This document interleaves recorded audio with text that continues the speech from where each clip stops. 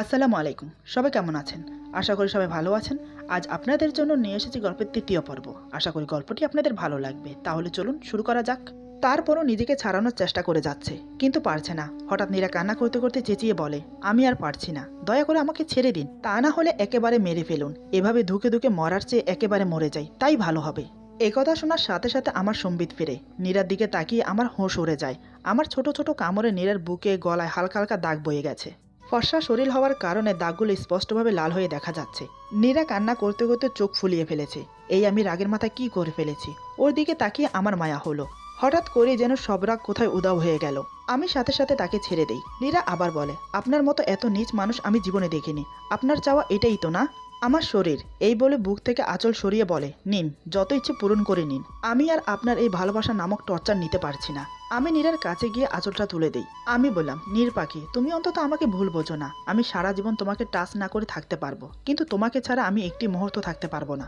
আমি যা করছি তোমাকে ভালোবেসেই করছি। নীরা বলে, কোনটাকে ভালোবাসা বলেন আপনি? ভয় দেখিয়ে একটা মেয়েকে বিয়ে করে নেওয়া, জোর করে তাকে আটকে রেখে ভালোবাসা নামক টর্চার করা, এর নাম যদি ভালোবাসা হয়, তো এমন ভালোবাসা আমি চাই না। আমি বললাম, নীর, তুমি শুধু আমাকে ভালোবাসো, কথা দিচ্ছি, তোমাকে আঙ্গুলের টোকাও দেব না। তুমি শুধু আমার কথা মতো চলো। এখন তো বিয়ে হয়ে গেছে আমাদের, তুমি এখন আমার স্ত্রী। নীরা বলে, ও, আমি তো আপনার স্ত্রী, ভুলেই তো গিয়েছিলাম। তো আমাকে এখানে কেন লুকিয়ে রেখেছেন? নিজের বাসায় কেন নিয়ে যাননি? সবার সামনে কেন নিচ্ছেন না? আগে স্বামীর দায়িত্ব পালন করেন, তারপর স্বামীগিরি ফলাতে আসবেন। নীরার কথাগুলো শুনে আমার মাথা আবার গরম হয়ে গেল। ওকে কিছু না বলে রুমের একটা চেয়ার সজোরে মেঝেতে বাড়ি দিয়ে রুম থেকে বের হয়ে যাই। আমি রুম থেকে বের হয়ে যেতে নীরা ডুকরে কেঁদে ওঠে। নীরা কান্না করতে করতে বলে, আমার সাথে কেন এমন হলো? আমি তো এমনটা চাইনি। আজ আপনার জন্য আমার মা বাবার কাছে আমি মৃত। আমি আপনাকে কোনোদিনও ক্ষমা করব না। যেদিনই হোক আপনার কাছ থেকে আমি পালাবই। তারপর এমন ব্যবস্থা করব যাতে আপনি আমাকে নিজে থেকেই ছেড়ে দেন। আমি কখনো একটা গুন্ডাকে নিজের স্বামী হিসেবে মেনে নেব না, কখনো না। এসব বিড়বিড় করতে করতে কখন যে ঘুমিয়ে গেছে সে নিজেও জানে না। সারাদিনের ধকলে আর আমার অত্যাচারে মেয়েটা ক্লান্ত হয়ে গেছে। শোয়া মাত্রই ঘুমিয়ে পড়েছে। সারাদিনে কিচ্ছু খাইনি। আমি রুমে প্রবেশ করে দেখে নীর ঘুমিয়ে গেছে। আমি ওর কাছে গিয়ে কপালে আলতো করে চুমো দিলাম। কিছুক্ষণ ওর দিকে তাকিয়ে রইলাম। সকালে নীরার ঘুম ভাঙে অনেক দেরিতে। ঘুম থেকে উঠে তাকিয়ে দেখে আমি ওর পায়ের কাছে বসে কিছু একটা করছি। নীরা ভ্রু কুঁচকে বলে, কি করছেন আপনি? আমি বললাম, ভয় পেও না নীর পাখি, তোমার পায়ের নখগুলো খুব সুন্দর, তাই ওদেরকে একটু রাঙিয়ে দিলাম নেল পালিশ দিয়ে। দেখো, খুব সুন্দর লাগছে পা দুটো। এদিকে নীরা আমার কথা শুনে হাসবে নাকি রাগ করবে কিছুই বুঝতে পারছে না। রাতে এত কিছু হলো, আর এখন যেমন করছে যেন কিছুই হয়নি। তারপর নীরা চারিদিকে তাকিয়ে দেখলো, এটা সেই রুম না যে রুমে কাল ছিল। নীরা বলে, এটা কোন রুম? এটা তো সেই রুম না যে রুমে। নীরা কথা শেষ করার আগেই আমি বললাম, এটা তোমার শ্বশুর বাড়ি নীর পাখি। নীরা অবাক চোখে তাকিয়ে বলে, মানে? আমি বললাম, কাল যখন তুমি ঘুমিয়ে পড়েছিলে তখন তোমাকে আমি এই বাড়িতে আনি। বিয়ে করেছি তোমাকে লুকিয়ে রাখার জন্য নয়। এমন সময় তিশা এসে বলে, গুড মর্নিং গাইস, এই নাও তোমাদের চা। ভাবি, ঘুম কেমন হলো? নীরা তিশার দিকে তাকিয়ে বলে, তুমি? তিশা বলে, আমি তিশা, তোমার একমাত্র ননদ। নীরা বলে, ও। নীরা এর আগে কোনোদিনও আমার বোনকে দেখেনি, এমনি শুনেছে আমার বোন আছে। সেদিন যে সে মিথ্যে বলেছে আমি বেশ বুঝতে পেরেছিলাম, কিন্তু কিছু বলিনি। আমি বললাম, থাক, আর পাকামো করতে হবে না, যাও নিজের কাজে। বাবা কোথায়? তিশা বলে, কেন, আমি থাকলে কি কোনো সমস্যা?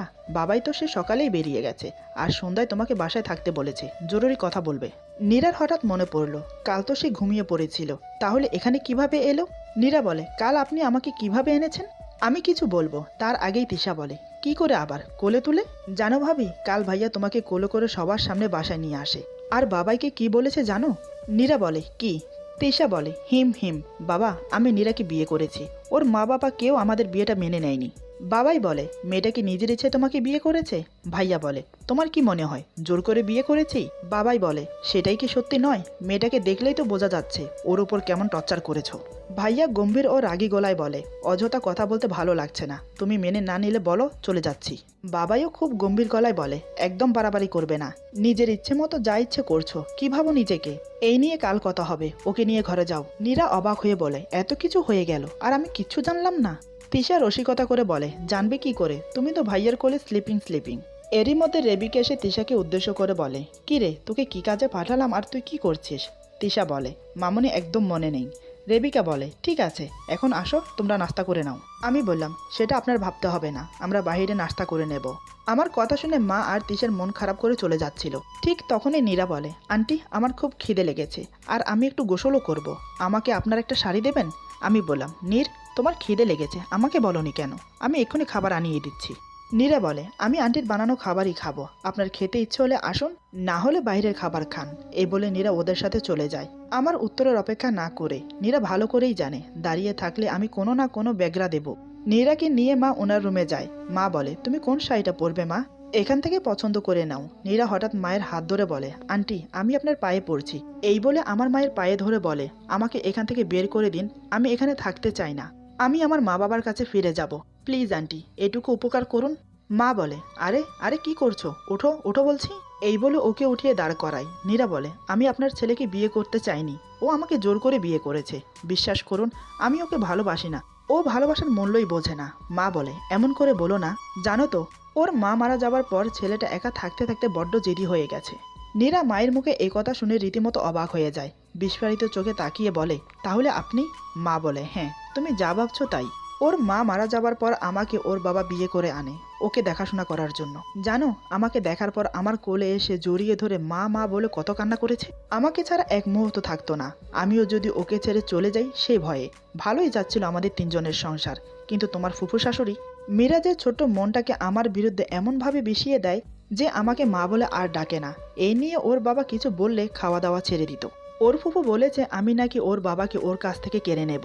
ভেবেছিলাম ও বড় হলে ঠিক হয়ে যাবে, কিন্তু ও একটু একটু করে বড় হবার সাথে একটু একটু করে দূরে চলে গেল। এ বাড়িতে থাকে না মিরাজ, শুধুমাত্র তিশার সাথে দেখা করতে মন চাইলে মাঝে মধ্যে এ বাড়িতে আসে।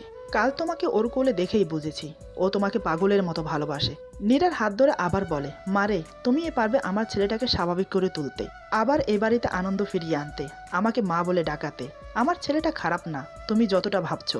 ওকে একটু মন থেকে বোঝার চেষ্টা করো, তুমি অসুখী হবে না। নীরা হাত ছাড়িয়ে বলে, এটা কোনোদিনও সম্ভব না আন্টি, আমাকে মাফ করবেন। এই বলে নীরা একটা শাড়ি নিয়ে বাথরুমে চলে গেল। এদিকে খাবার টেবিলে বসে তিশা চেঁচিয়ে বলে, ভাই, এ ভাই, আয় না একসাথে নাস্তা করি। তারপর মামনিকে ডেকে বলে, মামনি, বাবাইকে খুব মিস করছি, নাস্তা না করেই চলে গেল।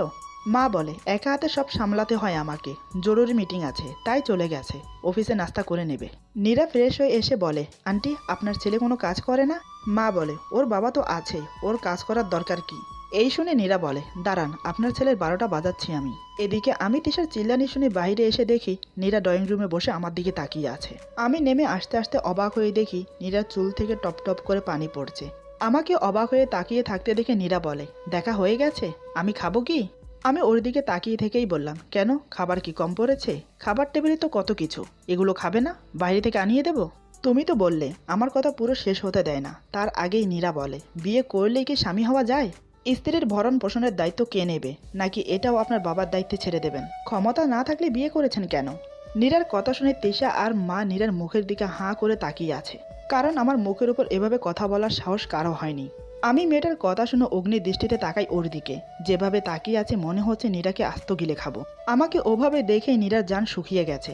তারপরে সাহস নিয়ে বলে, ঠিক আছে, আপনি চাইলে আপনার বাবার টাকাতেই খাবেন, সাথে আমিও খাবো। আর বেশি কিছু বলতে চাচ্ছি না, এখন আমার সাথে খাবেন, আসেন। আমি নীরার মুখের দিকে কিছুক্ষণ তাকিয়ে থাকি, তারপর তিশাকে বলি, খাবার রেডি কর, আমি অফিসে যাব। এই বলে হনহন করে রুমে চলে গেলাম। আমার এই কাণ্ড দেখে নীরা অবাক হয়ে যায়, সাথে তিশা এবং মাও অবাক হয়ে যায়। নীরা মনে মনে ভাবতে থাকে, আজব ব্যাপার, রাগ করলো না কেন? রেগে তো আমাকে বাসা থেকে বের করে দিবার কথা, কিন্তু না, কিছু করলো না। স্ট্রেঞ্জ। না, আমাকে অন্য কিছু ভাবতে হবে। গুন্ডা ছেলে, এমন এমন কাজ করবো তুমি ভাবতেও পারবে না। যাও না অফিসে, আমি তো এই সুযোগটাই চাই। তুমি বাসা থেকে বের হলেই এমন সময় তিশা বলে, ভাবি, তোমার পা দুটো কই, এগিয়ে দাও, সালাম করি। নীরা বলে, ধুর, কি বলছো? মা বলে, আমি তো ভাবতেই পারছি না আমাদের মিরাজ তোমার এত কথা হজম করে নিল। তিশা একগাল হেসে বলে, সবই ভাবির কামাল। এদিকে আমি রুমে এসে ঝটপট ফ্রেশ হয়ে রেডি হয়ে নিচে নেমে আসি। আমাকে আপাদমস্তক দেখে নীরা ক্রাশ খায়। নীরা অবাক হয়ে তাকিয়ে থেকেই মনে মনে ভাবে, বাহ বাহ, গুন্ডাটাকে দেখতে তো হেব্বি লাগছে। হোয়াইট টি শার্টের উপর ব্লু স্যুট, ব্লু প্যান্ট আর চোখে সানগ্লাস। ক্রাশ খাইলাম, দেখতে তো খুবই হ্যান্ডসাম লাগছে। আগে কেন এমনভাবে চলতো? সবসময় রুক্ষ চুল, গালে নাকামানো দাড়ি, কেমন অদ্ভুত লাগতো। দেখলেই মনে হয় গুন্ডা। গুন্ডা তো বটেই, সবসময় 4-5টা ছেলে নিয়ে ঘোরাফেরা করে। আচ্ছা, আমার কেন আজ ওকে এত ভালো লাগছে? কেন ওর থেকে চোখ সরাতে পারছি না? এমন সময় মনের ভেতর থেকে কেউ যেন বলে ওঠে, আরে নীরা, কি ভাবছিস তুই? গুন্ডাটা বের হলে তুই কিভাবে পালাবি সেটাই ভাব। গুন্ডাটার চিন্তা করা বাদ দে। ওর ভাবনায় ছেদ পড়লো আমার কথায়। আমি বললাম, তোমার নাস্তা করা শেষ? নীরা বলে, হ্যাঁ শেষ। আমি বললাম, ঘরে চলো, কাজ আছে। নীরা বলে, আমি যেতে পারবো না। আমি নীরার দিকে রাগি চোখে তাকালাম, তাতেই কাজ হলো। নীরা বলে, যাচ্ছি তো, চলুন। তারপর নীরা আমার পিছু পিছু রুমে আসে। রুমে আসতে আমি নীরাকে বিছানায় বসিয়ে দিলাম। নীরা বলে, আরে আরে কি করছেন আপনি? আপনি এই কাজটা করতে পারেন না। আমি বললাম, মাই ডিয়ার নীর পাখি, আমি সব করতে পারি। নীরা বলে, কাজটা কিন্তু ভালো করছেন না, আমি কিন্তু চিৎকার করব। আমি বললাম, নীর পাখি, তোমার এই মাথায় যে কি ঘুরপাক খায় আমি বুঝি না ভাবছো? নীরা বলে, কি বুঝেছেন আপনি? আমি বললাম, এই যে আমাকে ট্র্যাপে ফেলে বাসা থেকে বের করে তুমি পালাবে, তাই এখন থেকে এই ব্যবস্থা। নীরা বলে, তাই বলে আপনি আমার পায়ে শিকল পরিয়ে রাখবেন? আমি পালাবো না, সত্যি বলছি, আমাকে বিশ্বাস করুন, সত্যি বলছি। আমি বললাম, জানি তো তুমি পালাবে না নীর, আমি তোমাকে অনেক বিশ্বাস করি জানো, তাই তো তোমার পায়ে শিকল পরিয়ে দিলাম। নীরা বলে, আপনি খুব বাজে একটা লোক আপনি। আমি বললাম, নো ড্রামা, ওকে? তুমি যে ড্রামা করার মেয়ে না, আমি খুব ভালো করেই জানি। আর হ্যাঁ শোনো, এইবারে চারিদিকে সিসি ক্যামেরা ফিট করা আছে, আর তার লাইভ আমি আমার এই ট্যাবে দেখতে পাবো, সো পালানোর চেষ্টাও করো না। নীরা বলে, পৃথিবীর সবচেয়ে বাজে লোক আপনি, আমি আপনাকে খুন করব। আমি বললাম, তোমার হাতে খুন আমি সেদিনই হয়েছি যেদিন তোমাকে আমি প্রথম দেখেছি, সো আমার জন্য একদম চিন্তা করো না, আমি জলদি ফিরে আসবো। নিজের খেয়াল রেখো জান, এই বলে নীরার কপালে চুমো খেলাম। নীরা বলে, জান মাই ফুট, বাসায় এসে দেখবেন আমি নেই, পালাতে না পারলেও কিছু একটা করবই। নীরার কথা শুনে আমি অচিরেই নীরাকে বিছানার ওপর ধাক্কা মেরে ফেলে দিই। ওর চোখে চোখ রেখে নিজের ঠোঁট নীরার ঠোঁটে চেপে ধরি। ওর হাতের আঙ্গুলের ফাঁকে নিজের আঙ্গুলগুলো গলিয়ে দেই, হাতটা শক্ত করে ধরি। ওর বুকের সাথে আমার বুক মিশে গেছে, আলিঙ্গন না করেও আমরা দুজন আলিঙ্গন অবস্থায় আছি। টানা 10 মিনিট নিয়ে কিস করি ওকে। নীরা এই অনুভূতি আগেও পেয়েছে, তাই বাধা না দিয়ে চোখ বন্ধ করে ফেলে। জানে সে বাধা দিলেও কোনো লাভ হবে না, আমি আমার কাজ না করে ছাড়বো না ওকে। নীরার ঠোঁট ছেড়ে দিয়ে নীরার মুখের দিকে তাকিয়ে দেখি নীরা চোখ বন্ধ করে আছে, কিন্তু চোখ দিয়ে পানি পড়ছে নীরবে। আমি নীরার চোখে চুমো খেয়ে বললাম, নীর পাখি, এখান থেকে পালাবে তো দূরের কথা, কিছু করার চিন্তা মাথাতেও আনবে না, কারণ এখন তোমার উপর তোমারই কোনো অধিকার নেই, তোমার উপর অধিকারটা শুধুই আমার। তুমি জান আমার জানটার যেন কোনো ক্ষতি না হয়, সেটা তুমি খেয়াল রাখবে, একটা আঁচড়ও যেন না পড়ে। তা না হলে আমি যে কি করব তুমি চিন্তাও করতে পারবে না। বালিশের নিচে ফোন আছে, আমার টাকায় কেনা, বাবার টাকায় না। অন করে রাখো, আমি ফোন দেব। বোরিং লাগলে টিভি দেখো, আর কিছু লাগলে তিশাকে ডাকো। এর বিপরীত কিছু হলে কপালে দুঃখ আছে, বলে দিলাম। এই বলে আমি অফিসে চলে গেলাম। নীরা চুপটি করে বিছানায় বসে থাকে। আমি রুম থেকে বেরিয়ে গেলে নীরা বলতে শুরু করে, তোমার সাহস কি করে হয় আমার সাথে এমন করা? আমাকে কি তোমার মানুষ বলে মনে হয় না নাকি? তোমার কি ধারণা আমি তোমাকে ভয় পাই? বেয়াদব ছেলে, যখন তখন আমাকে কিস করো। এভাবে শিকড় পায়ে পরাতে পারে কেউ? খাচ্ছর ছেলে, আমাকে আটকে রাখবে? রাখো, তোমার জীবনটা আমি তেজপাতা করে না দিয়েছি তো আমার নাম নীর না। হোয়াট নীর? নীরা আমার নাম, নীরা, নীরা না। আল্লাহ, দুনিয়াতে এত ছেলে থাকতে তুমি আমার কপালে এই গুন্ডাটাকে গছিয়ে দিলে। আমার বোঝা শেষ, এই রাক্ষস সত্যি কোনো দিনও আমাকে ছাড়বে না। আল্লাহ, পথ দেখাও, কি করে আমি এই রাক্ষসটার কাছ থেকে মুক্তি পাবো। এইসব ভাবতে ভাবতে হঠাৎ ফোনের কথা মনে পড়ে। নীরা বলে, ফোনের কথা বললো না, কই ফোন? এই বলে বালিশের নিচ থেকে ফোনটা বের করে। ফোনটা বের করে বলে, বাহ, এত দামি ফোন। ফোনটা হাতে পেতে ওর মায়ের কথা মনে পড়ে যায়, তাই দেরি না করে ওর মাকে ফোন দেয়। নীরার মা ফোন রিসিভ করে বলে, হ্যালো, কে বলছেন? নীরা বলে, কেমন আছো মা? বাবা কেমন আছে? নীরার মা বলে, কোন মুখে তুই ফোন দিয়েছিস? তুই যে কাজটা করেছিস তারপরও ভাবলি কি করে আমরা ভালো আছি? নীরা বলে, মা তুমি বিশ্বাস করো, আমি ইচ্ছে করে কিছু করিনি, আমাকে ব্ল্যাকমেল করে। তার আগে নীরার মা বলে, তাই বুঝি? তাহলে তুই কেন কাল ওখান থেকে ফিরে আসলি না, এসে আমাদের কাছে ক্ষমা চাইলি না? ওই ছেলেটার বাড়িতে কেন তুই এখনো? নীরা অবাক হয়ে বলে, আমি এখানে তোমাকে কে বলেছে? নীরার মা বলে, ওই ছেলেটাই ফোন দিয়েছিল, তুই তো তোর নিজের সুখ বেছেই নিয়েছিস, তো আমাদের কথা না ভাবলেও চলবে তোর। নীরা আরো অবাক হয়ে যায় আমি ওর মাকে ফোন দিয়েছি এটা শুনে। নীরা বলে, মিরাজ ফোন দিয়েছে? নীরার মা বলে, নাটক করবি না একদম। নীরা বলে, আমি কিছুই জানি না, তুমি বিশ্বাস করো মা, আমি বাবার সাথে কথা বলবো, বাবাকে ফোনটা দাও। নীরার মা ঝাঁঝালো কণ্ঠে বলে, চেষ্টাও করবি না, তোর বাবা অনেক কষ্ট পেয়েছে, পিয়াসের পরিবার নিহাত ভালো মানুষ, তাই অপমানটা করেনি তোর জন্য, শুধু তোর জন্য আমাদের মান সম্মান সব নষ্ট হয়ে গেছে। খবরদার, যদি আর একবার আমাকে ফোন দিয়েছিস তো তোর সাথে আমাদের কোনো সম্পর্ক নেই, আমাদের মেয়ে মরে গেছে। এই বলে ফোন কেটে দেয়। নীরা বলে, হ্যালো হ্যালো মা। বুঝতে পারলো মা ফোন কেটে দিয়েছে। তাতেই নীরা কান্নায় ভেঙে পড়ে বলে, তোমরা আমাকে ভুল বুঝছো মা। এমন সময় আমার বোন তিশা রুমে আসে। আসলে সে বাইরে থেকে নীরার সব কথা শুনতে পায়। তিশা এসে নীরার ঘাড়ে হাত রাখে। নীরা তিশাকে দেখতে পেয়ে জড়িয়ে ধরে হাউমাউ করে কান্না করতে লাগে। এতক্ষণ পর যেন কাউকে সে পেল নিজের মনের দুঃখটা প্রকাশ করার মতো। নীরা কান্না করতে করতে বলে, তোমার ভাই আমাকে জীবন্ত মেরে ফেললো, আমার বাবা মার কাছে আজ আমি মৃত, আমি কোনো দিনও তোমার ভাইকে ক্ষমা করব না। আমার জীবনটা নষ্ট করে দিয়েছে তোমার ভাই, আমি কি করব বলো এখন? মরতেও পারবো না আমি নিজের ইচ্ছায়। তিশা বলে, শান্ত হও ভাবি, শান্ত হও, এভাবে কান্না করলে শরীর খারাপ করবে। নীরা বলে, আমি কি করে শান্ত হই বলো? তিশা বলে চলো তো ওঠো, তোমাকে এক জায়গা থেকে ঘুরিয়ে নিয়ে আসি। নীরা বলে গুন্ডাটা আমাকে আটকে রেখে গেছে, দেখছো না? তিশা বলে ওয়েট এ মিনিট। এই বলে তিশা নীরার পায়ের শিকল খুলে দিল। নীরা অবাক হয়ে বলে তুমি কি করে খুললে? আমি তখন থেকে টানাটানি করছি কিন্তু খুলেই না।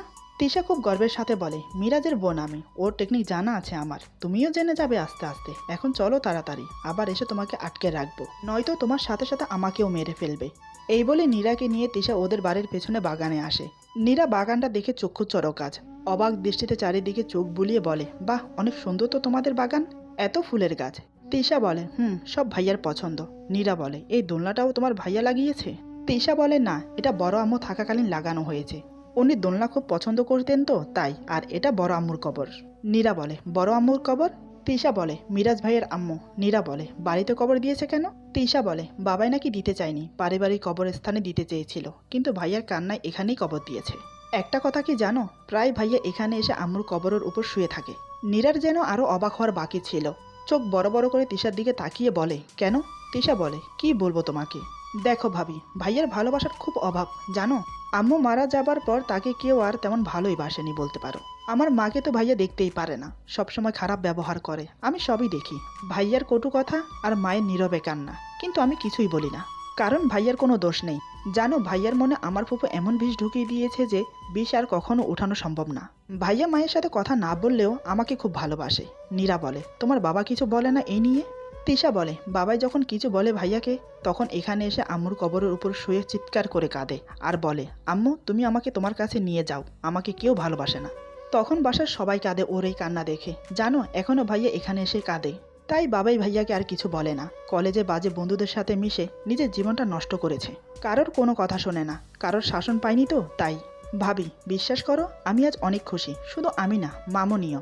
ভাইয়া তোমার কথায় আজ অফিসে গেছে আর মামুনির হাতে রান্নাও খেয়েছে। নীরা বলে তোমার ভাইকে দেখলে বোঝা যায় না এত কষ্ট মনে আটকে রেখেছে। তিশা বলে ভাবি তুমি একটা কথা রাখবে আমার? নীরা বলে বলো। তিশা বলে ভাবি আমার ভাইয়াকে ছেড়ে যেও না, ও খুব ভালোবাসে তোমাকে। নীরা বলে আমি তোমার ভাইকে ভালোবাসি না। তিশা বলে ভাবি ভালোবাসো না, বাসতে কতক্ষণ? নীরা বলে কখনো সম্ভব না। তিশা বলে আচ্ছা বাজি লাগাও। নীরা বলে বাজি। তিশা বলে আচ্ছা তাহলে বাজির আগে তোমাকে আমার কিছু কথা রাখতে হবে। নীরা বলে কি? তিশা বলে আমার ভাইকে মামুনির কাছে ফিরিয়ে দিতে হবে তোমাকে। নীরা বলে আমি কি করে? তিশা বলে সেটা আমি জানি না, তবে বাজিতে তুমি হারবে আমি 100% শিওর, কিন্তু বাই এনি চান্স জিতলে আমি নিজ দায়িত্বে ভাইয়ের কাছ থেকে মুক্তি দিয়ে দেব তোমাকে। কি রাজি? ভেবে দেখো, তুমি হাজার চেষ্টা করলেও ভাইয়ের কাছ থেকে পালাতে পারবে না। নীরা বলে তাহলে তো রাজি হতেই হবে, আমি রাজি। তিশা বলে that is like a good girl. এখন জলদি চলো, তোমার গুন্ডা আবার এসে দেখলে আমার মাথা কেটে নেবে। নীরা বলে একটা কথা তো বলাই হয়নি, বাড়ির চারিপাশে নাকি সিসি ক্যামেরা লাগানো। তিশা বলে তোমার ননদকে কি তুমি কাঁচা খেলোয়াড় ভাবো নাকি? এই দেখো বলে ট্যাব বের করে দেখায়। নীরা বলে তোমার ভাইয়ার ট্যাব তুমি কই পেলে? তিশা বলে তোমার না জানলেও চলবে, এখন জলদি চলো। নীরা বলে তুমি যাও আমি আসছি। তিশা বলে জলদি আসো, আমি গেলাম, এই বলে চলে গেল। নীরা আমার মায়ের কবরের দিকে কিছুক্ষণ তাকিয়ে থেকে দোলনায় বসে, দোল খেতে থাকে আর ভাবতে থাকে আচ্ছা আমি সত্যিই কি বাজিতে হেরে যাব? মিরাজ কি সত্যিই আমাকে? আচ্ছা উনি এত একা থাকে কেন? এতটা একা কেউ থাকতে পারে? আমি কি পারবো আন্টির সাথে ওনার মিল করাতে? আমাকে তো পারতেই হবে, আমাকে এখান থেকে বের হতেই হবে। এসবই ভাবছে নীরা, হঠাৎ কেউ নীরার গালে কষে থাপ্পড় মারলো। নীরা তাল সামালতে না পেরে হুড়মুড়িয়ে দোলনা থেকে নিচে পড়ে যায়। নীরা অস্ফুট সুরে বলে আল্লাহ গো কোন শয়তান রে? এই বলে পিছন ফিরে তাকিয়ে অবাক হয়ে বলে আপনি? নীরা তাকিয়ে দেখে আমি সে আগের লুক নিয়ে নীরার দিকে তাকিয়ে আছি। নীরা তো আমাকে দেখেই জান উড়ে গেল। আমি আচমকাই নীরাকে টেনে তুলি, তারপর নীরাকে কিছু বুঝতে না দিয়েই ওকে জড়িয়ে ধরে ঠোঁটে কিস করতে শুরু করি। আমি নীরাকে আজ ছাড়তেই চাচ্ছি না। এদিকে নীরার দম আটকে যাবার উপক্রম। নীরা সমস্ত শক্তি দিয়ে আমাকে ধাক্কা দিয়ে হাঁপাতে শুরু করে।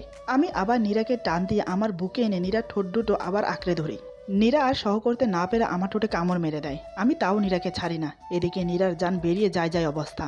আমি এবার নীরাকে ছেড়ে দিয়ে টানতে টানতে বাড়ির ভিতরে নিয়ে আসি। নীরাকে এভাবে টেনে আনতে দেখে তিশা আমাকে বলে ভাইয়া কি করছিস? ভাবির লাগছে তো, ছাড় বলছি, ছাড় ভাবিকে। মা বলে ওকে এভাবে টানছিস কেন বাবা, ছেড়ে দে ওকে। কিন্তু আমি কারো কথা কানেও নিলাম না। নীরাকে রুমে এনে দরজা লক করে দিই। আমি অগ্নি দৃষ্টি নিয়ে নীরার দিকে তাকিয়ে বললাম তোমার ফোন কোথায়? নীরা কিছু না বলে ভয়ে ভয়ে ফোনটা বের করে আমার হাতে দেয়। হঠাৎ আমি ফোনটা হাতে পেয়ে নীরার সাথে যা করলাম তার জন্য নীরা একটুও প্রস্তুত ছিল না। ভাবতে পারিনি আমি এমনও করতে পারি। ভাবতে পারিনি আমার অনুমতি ছাড়া ঘর থেকে বের হলে আমি এমন কিছু করব। সে যেন কল্পনায়ও ভাবতে পারেনি। এরপর যা হলো। আজকের গল্প এখানে সমাপ্ত। গল্পের বাকি অংশ পেয়ে যাবেন আগামী পর্বে। আশা করি গল্পটি আপনাদের ভালো লাগবে। সবাই ভালো থাকুন, সুস্থ থাকুন। আল্লাহ হাফেজ।